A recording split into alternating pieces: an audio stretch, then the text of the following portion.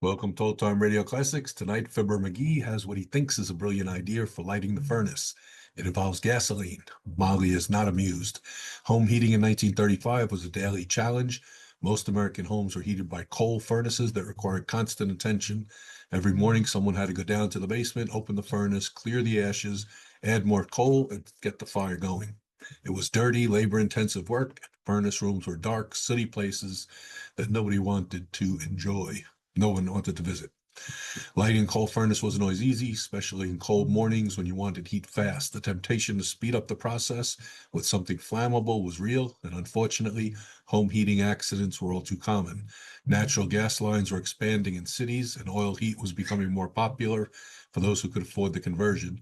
But for most families, coal remained the standard with all its inconveniences and hazards. Fibber's shortcut approach to problems was a recurring theme in the show. Whether it was home repairs, cooking, or in this case, heating, you always believed there had to be an easier way. Tonight, we find out why some shortcuts should never be taken.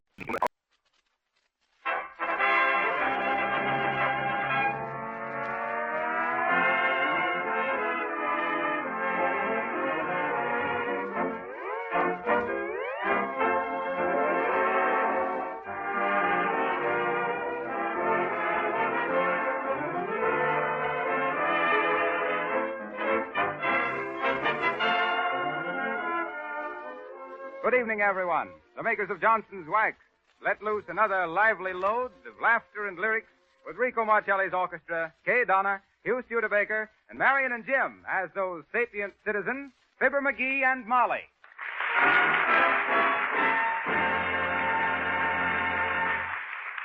Marcelli and his men begin the broadcast with Fine and Dandy. Wrap it up, Rico.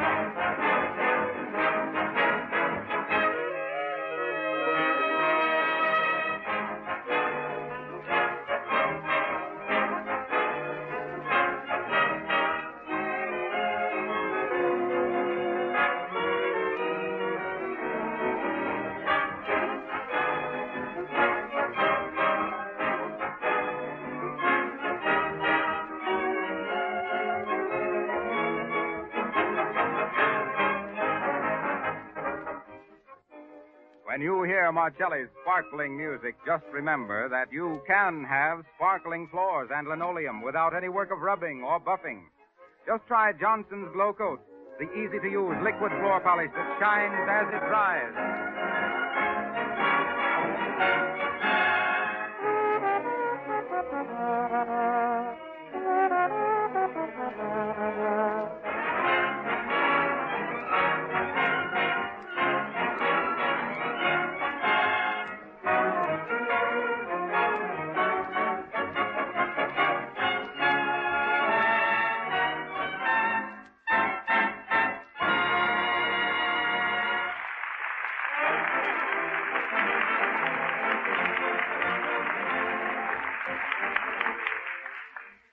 Once again, we wend our way to Wistful Vista via the wireless.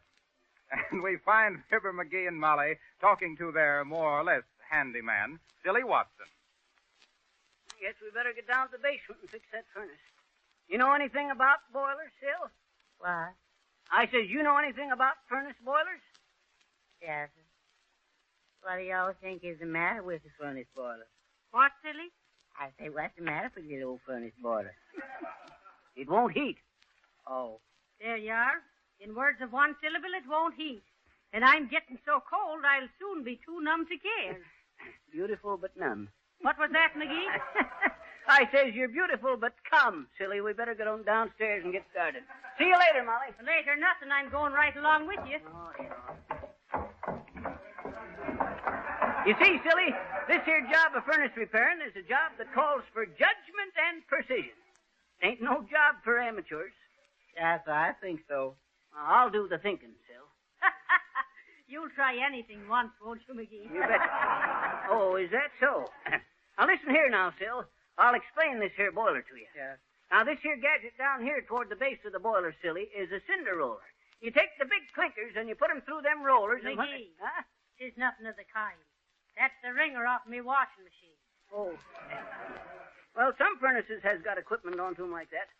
Now, wait till I open the door.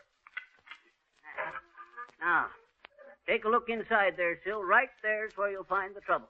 Yes, I'm looking. What do you see? Nothing. Nothing. Good. What did I tell you, Molly? There ain't nothing wrong on the inside of it. Except maybe the fire clay is cracked off, might as all. The what? The fire clay. All boilers, Molly, is coated inside with a special kind of plaster. Kind of a clay that resists heat. I used to be a kind of an expert on the fire clay myself. Fire Clay McGee, they called me in them days. Fire Clay McGee, the finest, fastest furnace fixer from Fresno to Florida. You want to hear about it, Silly? No, sir. Well, sir, this here was away back in 1904. Yes. Or no, No. 1905 it was. Yes. No. No. 1903. Or was it 5? Why? Let's see. They had to shoot old Bruno for killing the neighbor's sheep in 1902. Oh, the poor dog. What you mean, dog? Old Bruno was my uncle. Once removed. Well, I guess it was 1905 at that. I was just mixing up a batch of my patented McGee non-crack fireproof fire clay one day into a big barrel, getting it to the right consistency. What? I says I was getting it to the right consistency. Oh, yes, sir. You got to do that. Well, sir, this here fire clay was just about right, like a thin plaster. When all of a sudden a bunch of tough kids come along, when my back was turned, they started throwing gobs of this here fire clay plaster at me. Well, sir, I finally thought they'd had enough fun, so I started to chase them. But shucks, I couldn't move a foot. That there plaster had dried on me so fast and so hard, I was just powerless to move my feet and legs. And when they seen that, they just laughed fit to bust and kept on pelting me. Gob after gob of that there plaster hit me. Smack, splash, smack, dab, on the shoulders, the arms, the neck, on the face, till I was completely covered up with that fast hardening clay. How y'all get your breath, Mr. McGee? Ah, well, by breathing real quick and winking fast, I kept my nostrils nice and closing up, but my mouth was sealed shut. Oh, and to think I wasn't there. Well, sir, after they finally flung all my special plaster onto me, that pack of kids left. The mud pack. Yeah. You listening to this, Silly? What? I says you getting the benefit of this here talk? Yes, if there is any benefit, I get it. Good. Well, sir, there I stood, powerless to move a muscle. That there plaster getting harder and harder all the time. That was on a Tuesday. On Saturday morning, a feller come by with his gal, and he sees me. Hot dog, says he. Look, Bevy, he says, whoever done that statue knew what they was doing. You betcha, says she, real enthusiastic. It's good, all right, but is it art? And he says, sure, it's art. You can't tell what it means, can you? And finally, a crowd grew, all complimenting the feller that had posed that there perfect figure of a man. Oh, my. Then the reporters come. And all over the world, newspapers come out saying, the finest sculpture ever sculpted, discovered in the backyard of a boiler plant. Mysterious statue, a work of unknown genius. Oh, stuff like that. All I could do was stand there and watch, getting weaker and hungrier all the time, cheated out of my meals and sleep. Cheated? Statues ain't cheated, McGee. Huh? They're chiseled. Well, sir, finally they hauled me away to an art museum and put me onto a pedestal, right next to the Venus de Milo. Now, listen, don't tell us she put her arm around you. And there I had to stand, day after day, millions of people staring at me. Why didn't y'all wink at somebody, boy? What say? I say, why didn't y'all wink them little old eyes of yours at somebody? Oh, I did, twice. First time I caught a man's eye and winked, and he just says, George, ain't that statue lifelike? Second time I winked at a gal, and she slapped my face and broke 2 fingers on her right hand. Oh, my. Well, sir, one day, just as my strength was leaving me, I give one supreme effort, leaned forward and strained every muscle under the plaster, and crash onto the floor I fell, smashing that fire clay coating off into a million pieces. I was saved. It was no time till they had me in the hospital, nursing me back to health. Well, why didn't you all sue that museum, boy? Sue, I did. They threw the case out of court. On what grounds, McGee? Shucks. They claimed my testimony wasn't reliable. Said I'd been plastered for 2 weeks. Come on there.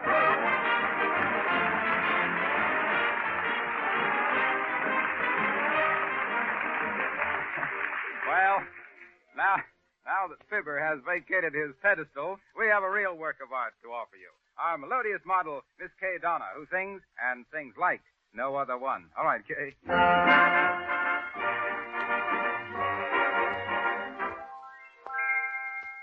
No other one, yes, no other one can ever do what you do when you do what you do, kissing me. Oh, no other one, yes, no other one can ever make me like you, like I'd like to constantly. Talk about caresses with an 18-karat thrill. I don't have to make 3 guesses when I'm thinking of someone who can fill the bill. There's no other one, yes, no other one can ever make me want to say, who do you love in a great big way? No other one. No other one, there isn't any other one can ever do what you do when you do what you do, kissing me.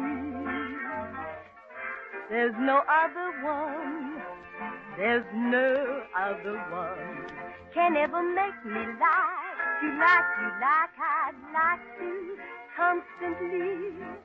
Talk about those sweet caresses with an 18-karat bill. I don't have to make 3 guesses when I'm thinking of someone who can fill the bill. No other one, there's no other one can ever make me want to say, who do you love in a great big way? There'd better be no other one. There'd better be no other one.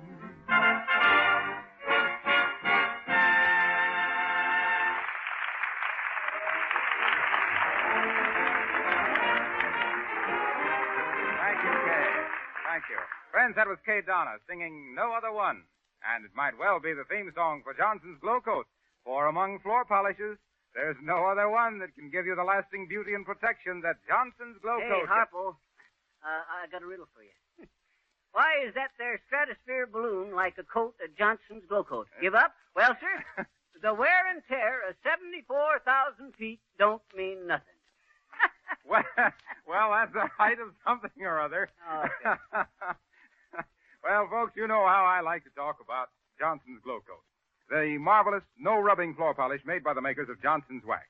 Well, it seems I've been challenged by a young woman who says she knows more about Glow Coat than I do, because she's been using it on her own kitchen linoleum for several years.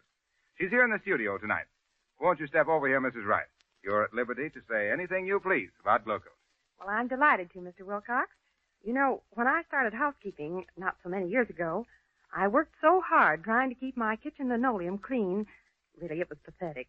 No matter how often I scrubbed it, that floor was dirty looking most of the time. And then one day when I was feeling particularly tired and discouraged, a neighbor of mine dropped in and told me about Johnson's Glow Coat. Well, I ordered some that very day, and I can't tell you what a difference it made in the looks of that linoleum. It took only a few minutes to do the whole floor, and it was so easy to apply. Why, it didn't seem like any work at all. And 20 minutes after I had put Glow Coat on the floor, it was perfectly dry, and the linoleum had a grand, bright polish. Now my floors stay clean and shining with practically no effort on my part. I have more time to rest and enjoy life. Believe me, I'm a real booster for Johnson's Glow Coat, and any woman who is tired of floor scrubbing should certainly try it. Oh, I guess I forgot to mention that you don't have to do any rubbing or buffing when you use Glow Coat. Thank you, Mrs. Wright.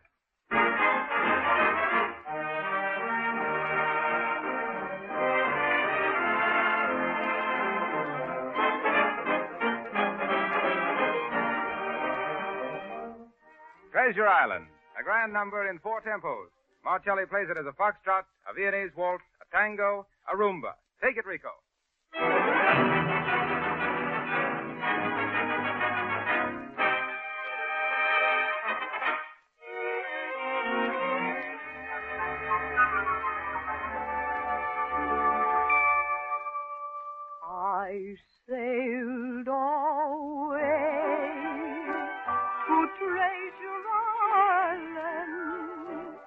and my heart stood still when I landed on the silvery shore.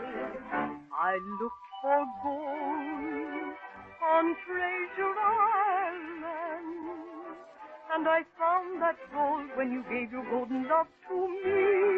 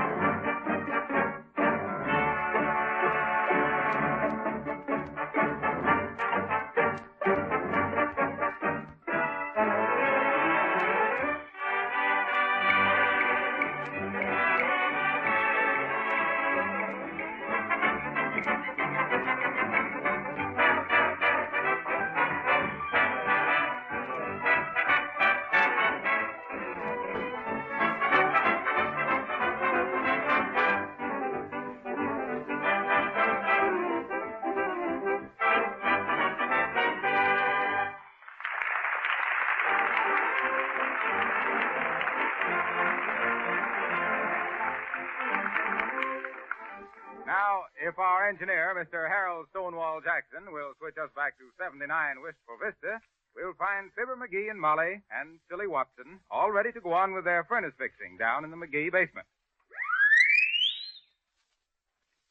Well, McGee, you won't accomplish anything by standing there looking at it. Oh, now, Molly, I was just figuring out the right way to get at this here problem. No use rushing in and getting it all balled up. Let's see now. Say, you know what we better do? Yes. Turn off some of your hot air and get some in the furnace. What do we better do, boss? We better build a fire in here so we can see how she draws. That way we can tell better what's the matter. Well, McGee, that's the first idea you've had today. Well, you'll have to admit when I get 'em, they're hot. Don't you get it, Molly? Build a fire? Hot idea? It ain't funny, McGee. Okay. Now get to work, both of you. Yeah. Shall we use these here papers? Yep. Tear 'em up and crumple 'em, Silly, so we can get... Here. You can't use those papers. Huh? Those are me dress patterns. What's the matter with you, Silly? You ought to have better sense than that. Well, I didn't think they was no good, boss, on account of they all full of little holes. Yeah, moths have been at 'em, probably. Use them newspapers there, boy. Yes. What are we going to use for kindling the fire, boss? What's say? I say, what are we going to use for kindling the little old fire? Oh, kindling. Yeah. Let's see now. Oh, yes. Take the hatchet and chop up them long sticks over there. Yes. I'll get the paper all set in the grate here.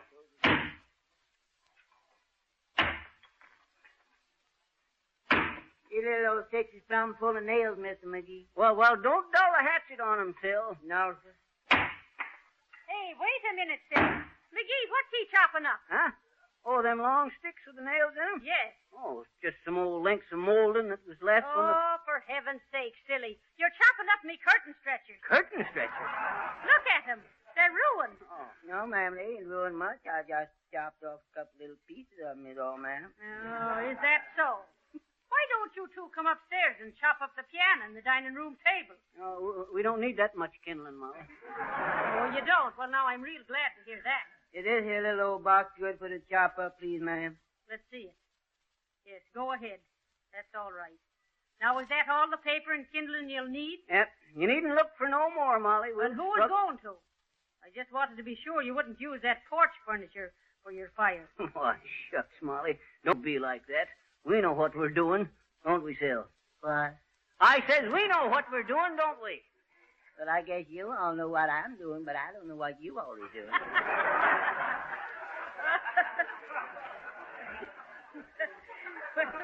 Try and use some sense, McGee. I'm going on up. Hey, Molly. Yes? When you get upstairs, open up the furnace draft, will you?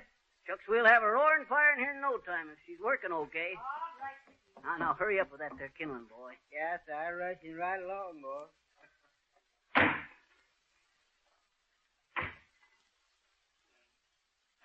Oh, I had me a cow, a big brown Jersey. Her milk was good, but her temper was lursy. Hi-ho, the farmer in the dell. There you is, boy. Enough kindling? Yeah, I guess. Say, this here paper is kind of damp, ain't it? Yes. I'll tell you what, son. I run up to the top of the stairs there and get that big 5-gallon can. Yes, but that's gasoline, boy. Well, what in tunket you think I thought it was? Buttermilk? Well, go on and get it. But y'all ain't gonna pour that there stuff on this here little old fire, is you, boy? Can you think of any surer way of making her burn? No, sir. Well, then run up and get it.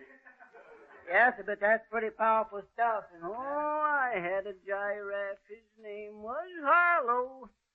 He got in the quinsy and he couldn't swallow. With a hey nutty and a razzmatazz. Let's see now. Plenty of paper. Kindling. Ah, there we are. And we'll just swash her good with the gasoline. And hey there, you coming, silly? yes, sir, here he is, boy. Okay, hand her here. I'll build a real bang-up fire here, quick as a flash. Yes, that's what I'm afraid of. Afraid of? Shucks, we want a fire, don't we? Here, hold the cap of the spout. I'll just dash some of this here gasoline on and... Oh, I had a horse and his name is... Hey, where you going there, boy? Well, I just happen to think it. I guess you ain't gonna need me no more today, I guess. What makes you think that, silly? Well, I only think that on account of I think that after you all touch the little old match out there gasoline, boys, you ain't gonna need nothing more today. Oh, go on with you, silly. Don't be so dad-ratted nervous. Never heard of a cigarette lighter blowing up, did you? Now then, a little more over in the corner there. There. Yeah, but boss, you already put on about 2 gallons already, you did. What if I did? Got to get the fire started, ain't we? Hey, what's your teeth chattering for? You catching cold? No, sir. Yes, sir, I guess I is. I think I better go home and see a doctor while I got time, boss. Okay. But give me a match before you go. And say, wait, quit leaning against that smoke pipe, boy. It's all right, boss. It ain't hot. Drat it, I know it ain't hot, but it's loose. Liable to come apart at the least bump, and we'll have soot around here a foot deep. Give me a match. Yes. No, sir, I ain't got a match, sir. Shucks, you got some right behind your ear there, boy. Hand me one. Oh, never mind, I got one. Now, here we go. Yes, I'm afraid so. Oh, shucks. Can you imagine that? What else? Better pour the rest of this here gas on it. There. Give me another match, boy. Yes. Here you is, and here I go. Hey, silly, come back here. Silly! Shucks. Look at that feller go out that door and down that alley. Shucks. Just superstitious. Now, where'd I put that dad-rat match? Oh, yeah. Oh, shucks, can you beat that? Well, I'll get this lit if it takes me all day. Ah, now then, this'll do the trick. Rat to death. Heavenly days, what's happened down there? Where are you? I can't see a thing for the suit. Silly, Sylvius, where's McGee? What's happened to him? Silly, don't stand there coughing and rolling your eyes. Answer me. Molly, don't you know me? It's Fibber McGee, your husband.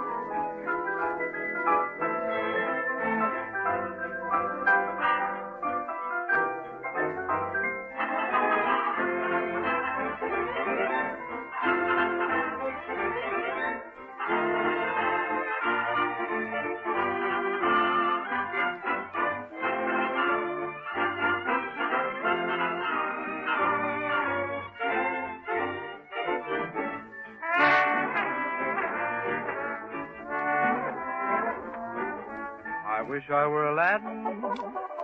How lucky I would be. I'd rub my little lamp and wish that you would fall in love with me. I wish that I were Winkle, who slept for 20 years. Imagine 20 years to dream of you. Would that be heavenly? If I could cast a magic spell when I feel blue, I'd wave my wand and call for wonderful you. But if I were certain we'd never, never part, I wouldn't want to be Aladdin. I wouldn't want to be Rip Van Winkle. Just want to be the only one in your heart.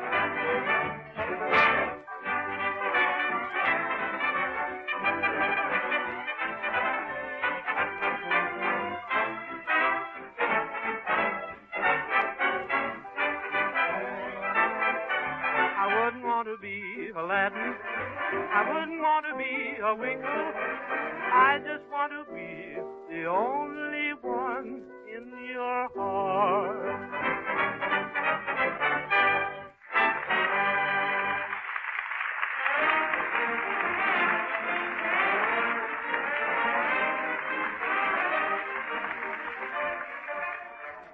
That was Martelli and his men playing I Wish I Were Aladdin.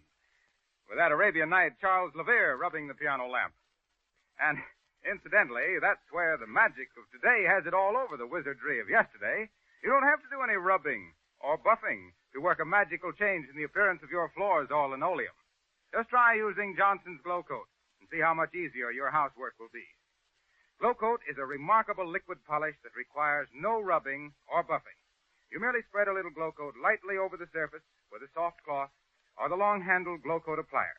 Let it dry for 20 minutes, and your floor will sparkle like new with a polish that resists dirt and dust. You'll save yourself hours of work over a period of time, and you'll win the reputation of being a wonderful housekeeper if you use Johnson's Glow Coat, the new no-rubbing floor polish made by the makers of Johnson's Wax. And let me remind you that it's very economical to try Glow Coat in the larger size cans.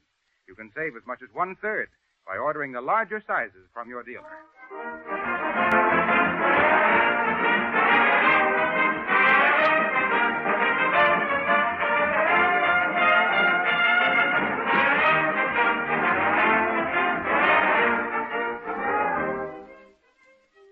You're cordially invited back to see Fibber and Molly McGee on their Johnson Jamboree at NBC. On next Monday with Harlow and me and Molly, that's 3, with admission free. Fibber McGee.